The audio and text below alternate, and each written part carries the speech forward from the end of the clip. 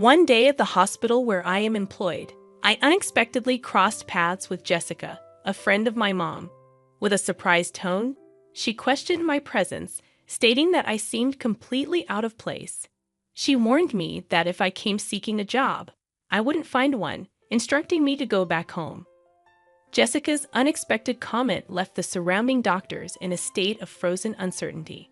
I couldn't fathom what she was implying, hoping it wouldn't escalate into a serious matter that might already be too late to rectify.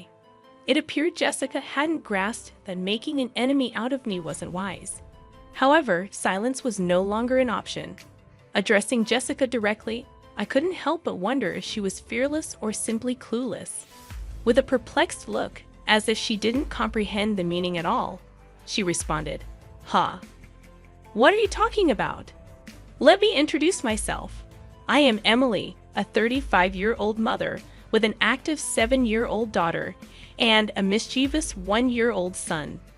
My husband, John, is 2 years younger than me and works diligently as a nurse at the general hospital, caring for patients. I had a job too, but after the birth of our second son, I am currently enjoying maternity leave. Our family recently moved from a cramped 2-bedroom apartment to a second-hand house, bought with a loan. Despite its age, the house has a charming appeal, with a spacious garden for the kids and a soothing view from the rooftop balcony. There's also a lush park nearby where our family spends weekends, turning it into our weekend paradise. The story of Jessica and me began when our daughters, of the same age, started playing together in the park.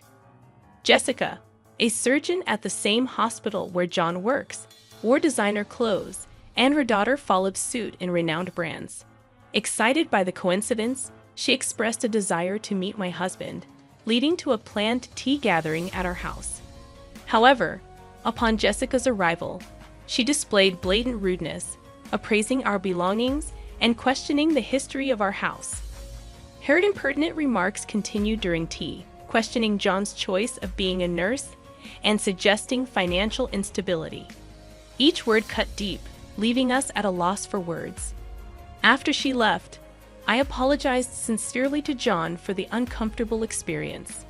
Concerned, I contemplated keeping some distance from Jessica in the future. John reassured me with a warm smile, suggesting that while it's good to make connections with neighborhood moms, it might be best not to get too involved with Jessica. As time passed, our family experienced new changes. After giving birth to our second son and celebrating his first birthday, I contemplated returning to work. With John's parents providing support with the kids, I found myself with some spare time at the hospital where my husband works, enjoying a hot coffee at the hospital cafe. I'd heard a familiar voice from behind. It was Jessica. "Oh my, isn't that Emily? It's been such a long time." "Hello, Jessica. How have you been?" "Good. What brings you here today? Are you here to see John?" I inquired. "Yes, just some errands. Maybe a job interview or something. It must be tough on just John's income, right?" Her words dripped with sarcasm, and she grinned smugly. Wanting to avoid a troublesome conversation, I responded lightly, "Well, something like that." However, Jessica continued probing with a searching gaze. "This hospital has various stores, right? So where are you working part-time? At the convenience store? Or maybe the restaurant?" After a brief silence, I curtly replied, "Sorry, it's about time for my appointment." I left the cave quickly, moving swiftly through the hospital. I took the elevator to the top floor, heading to the director's office for an important job consultation. After about an hour of discussion, I made my way to the large auditorium of the university for my next appointment. There was an important announcement from the director scheduled that afternoon, with all the hospital staff gathered. On the way to the auditorium, I ran into John. "Oh, John, that's great. After the director's talk, let's go for lunch together," I suggested. "Sounds good. It's a bit of a walk, but how about pasta?" he offered with a smile. "The pasta place behind the hospital sounds good. I haven't been there in a long time. I'm actually looking forward to it." I agree happily. Lunch with my husband at the hospital was a rare treat. In the hallway to the auditorium, I ran into several doctors, engaging in brief conversations while exchanging greetings. John moved ahead quickly, and I followed at a leisurely pace toward the passageway leading to the auditorium. Along the way, I happened to meet some colleague doctors. "Emily, it's really been a while, and I heard you had a child. Congratulations from the bottom of my heart." Warm words of congratulations were exchanged. Another doctor joined in. "Emily, you were such a big help here. We've been in quite a stir since you left," he said with a laugh, hinting at the struggles. Then, another one asked with interest, "Is your return imminent?" Despite such inquiries, the reunion was comforting, filled with nostalgia and relief to see my colleagues well. But the atmosphere quickly changed. Jessica suddenly appeared and asked curiously, "Emily, why are you here? Are you heading to the auditorium by any chance?" "Yes, that's right. I have some business," I responded modestly yet clearly due to the presence of several colleagues. But Jessica's questions only grew. "But the gathering is only for doctors and nurses, right? Why would a part-timer be here?" she asked, not hiding her skepticism. Her remark brought silence to the corridor, a silence that seemed indicative. "A part-time lady like her?" a doctor muttered. "Is she okay, I wonder?" Another doctor murmured worriedly, not wanting to be involved in unnecessary commotion. I tried to weather Jessica's words. However, it seemed to only incite Jessica. "Why are you ignoring me? It's like you don't think at all," Jessica exclaimed with a sneer. "Lost your way? The auditorium isn't this way. If you're looking for part-time work, go the other direction." "Now please leave," she commanded, looking down on me. The doctors present were appalled by Jessica's behavior, but sympathetically, they began to stand by me, attempting to defuse the situation. The surrounding doctors raised their voices in unison against Jessica. Disappointment and anger were evident on their faces, and their voices contained a strong sense of rejection toward Jessica's actions. "Hold on, you! What kind of way is that to speak to Emily? Don't you have any manners? Apologize to her right now," they demanded, not just disapproving but reproaching Jessica's conduct. The doctors gathered, looking tense, and confronted Jessica, the atmosphere charged with tension. Jessica, faced with a united front against her, appeared confused and at a loss for words. What's going on? I just pointed out that she doesn't belong here. The meeting is only for relevant personnel, and she doesn't fit the bill, right?" She tried to justify her stance, but my patience had reached its limit. With a composed tone, but with content sharp as a blade, I addressed Jessica. "Jessica, you really are brave, aren't you? Or is it that you simply can't read the room?" I critiqued calmly. Unable to find a rebuttal, she stared back at me, perplexed. "Huh. What'd you just say?" I calmly made my position clear. "You'll understand soon enough. The actions you took against me and your careless remarks, the serious consequences they could bring." The doctors present showed no sympathy for Jessica. "Look, your future is now utterly uncertain," they said cuttingly. "You might want to start looking for another job while you still can." They nodded earnestly to each other. Clearly cornered, Jessica was still unable to hide her panic and anger. "So why on earth are all of you defending this non-regular employee so much? I don't understand why you rate her so highly," she raised her voice. The conversation among the doctors echoed in the hallway. "Are you the new surgical specialist?" One doctor inquired. "So that's why you don't know Emily? That's quite pitiful," while another added, "Jessica," with anger on her face and indignation in her tone, retorted, "Can you explain what you mean by that?" Her anger stemmed from the belief that judging people by their professional standing, regardless of their duties as a doctor, was against human dignity.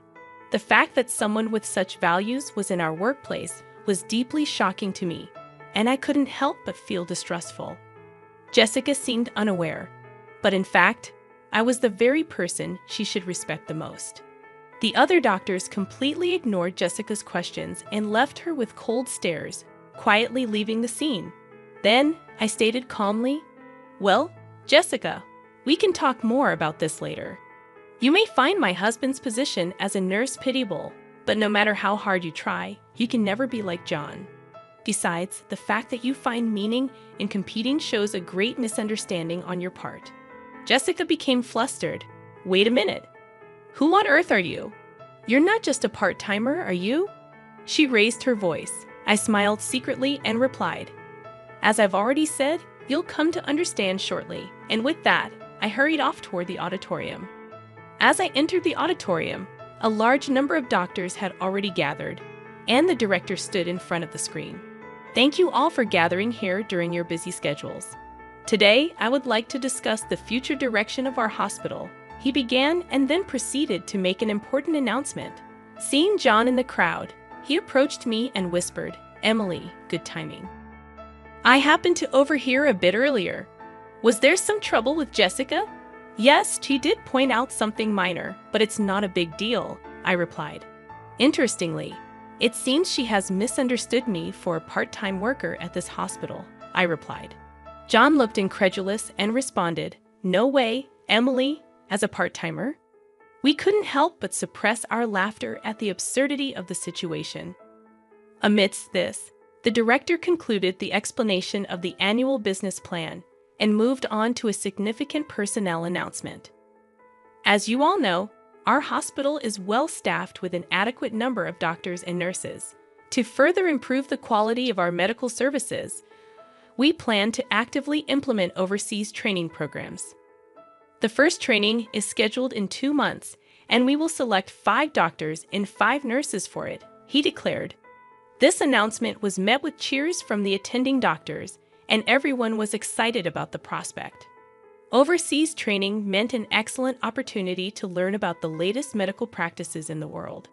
Since it was the hospital's first initiative of its kind since its establishment, everyone's eyes sparkled with the news. The director continued solemnly, yet with an undertone of expectation. Now let's proceed with announcing the names of the rest who have been selected. As he spoke, a silence of mixed tension and anticipation fell, and the names of the chosen 10 were called out one by one. Although John's name was not called this time, his expression did not show disappointment. He quietly watched with a sense of celebration as each selected individual stepped forward. Addressing the 10 lined up on stage, the director asked, Are all of you ready in spirit for the training? Please share a word about your enthusiasm and determination. He gently encouraged them. Each gave a brief, resolute speech, reaffirming their strong intentions. After everyone had spoken, it was finally Jessica's turn. With proper decorum, yet confidently, she said, I am truly grateful for this valuable opportunity for training. I aim to contribute to the further progress of our hospital with the cutting-edge medical techniques I will learn abroad, she said with a polished greeting. Afterward, she turned slowly towards where we were seated and continued with her unique assertive tone. However, this hospital has inexperienced nurses who continue to fail the national exam and impudent individuals who attempt to attend medical conferences despite being non-regular staff. I intend to improve and transform all these aspects. Jessica's provocative declaration changed the atmosphere of the venue, and the looks directed at her turned icy. Her words highlighted the hospital's tensions and how dangerous youthful overconfidence can be, especially the director's sharp gaze seemed to freeze the room, adding significant weight to the situation. The director, maintaining his composure, asked, Jessica, that was about those 2 sitting there, wasn't it?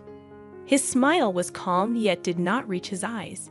You said there were unsuitable people mingled in here, right? Confidently nodding, she answered, Yes, exactly. There are those unfit for this noble assembly, she answered with conviction, remaining composed. The director responded, Street Emily, could you come forward, please? With this unexpected invitation, I, who had been merely an observer, suddenly found myself at the center of attention. Confused and starting to lose her confidence, Jessica questioned, Why? Why are you calling her name? She struggled to grasp the situation, and the director, showing disappointment towards Jessica, said with a quiet voice, Jessica, I am disappointed in you. Emily, please introduce yourself to everyone. Taking a deep breath, I recounted the beginning of my career, important milestones, and my temporary step back to become a mother. I continued, "Hello, everyone. It's been a while. I am Emily, the chief of the medical department. I apologize for any inconvenience my maternity leave may have caused, but I will be resuming my duties next month. I look forward to working with you all again." Jessica's voice couldn't hide her surprise. "Wait, she's the chief of the medical department?" Her eyes searched the room for confirmation. Indeed, as the head of the medical team, I had taken a 2-year parental leave to birth and raise my first son. The director, affirming the truth, added quietly, "By the way, Emily is my daughter." His words resonated in the room with undeniable clarity, defining the reality of the situation. Jessica's expression went from confusion to shock, her mouth agape as if to object to the reality, but no words came out. The room, filled with hospital staff, could not contain its reaction, and suppressed laughter spilled out at the unexpected turn of events. The director began speaking in a relaxed tone. "Jessica, for this upcoming overseas training, you have been assigned to be the team leader. Your deployment will be in a conflict zone in the Middle East. There is a shortage of both medication and medical equipment, and a very challenging situation is anticipated. It will be interesting to see if your abilities will be fully utilized, but don't worry, Emily will be there to support you. Learn as much as you can under her guidance." Proudly, Jessica responded with dignity, "I am a doctor too. Although I have no experience working abroad, my clinical skills and treatment records are first class. I will not allow myself to be underestimated." I replied to Jessica with a calm but firm voice.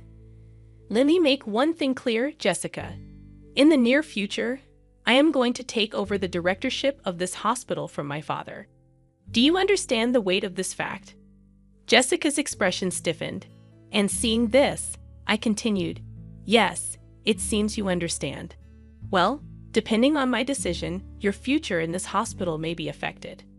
Jessica could no longer hide her agitation, and I calmly added, "I haven't heard such a thing."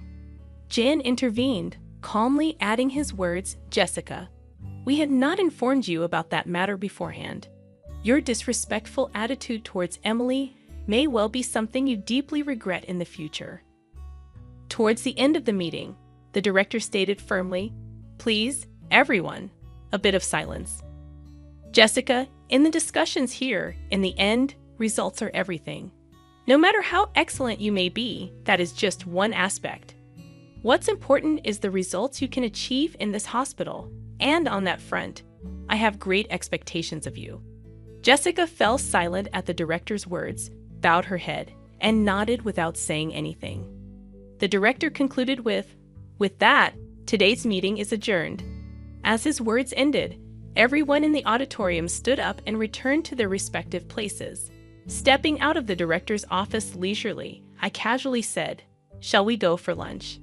I've got a craving for pasta today." Side by side with John, I started walking towards our favorite pasta place in the backyard, leaving the hospital building behind. As we were about to pass the small smoking area set up behind the hospital, I spotted Jessica, who appeared to be deep in thought, taking a drag of her cigarette. The moment our eyes met, Jessica awkwardly looked away. At that instant, a sudden event caught our attention. A loud crash sounded, and right before our eyes, a car had rear-ended another in an accident. Jen and I sprang into action immediately. The area was nearly deserted, so it was crucial for us to move quickly to help. "Are you okay?" John called out with concern and quickly checked on the people involved in the accident. One was the driver in the car that was hit, and the other was a pedestrian who happened to be walking by. Jessica also rushed to the accident scene, following us, but seemed overwhelmed by the chaos. Acting on her medical instincts, I began to give directions. "John, quickly get that man into a safe position and check his pulse." Jan moved promptly, following my instructions and beginning his actions.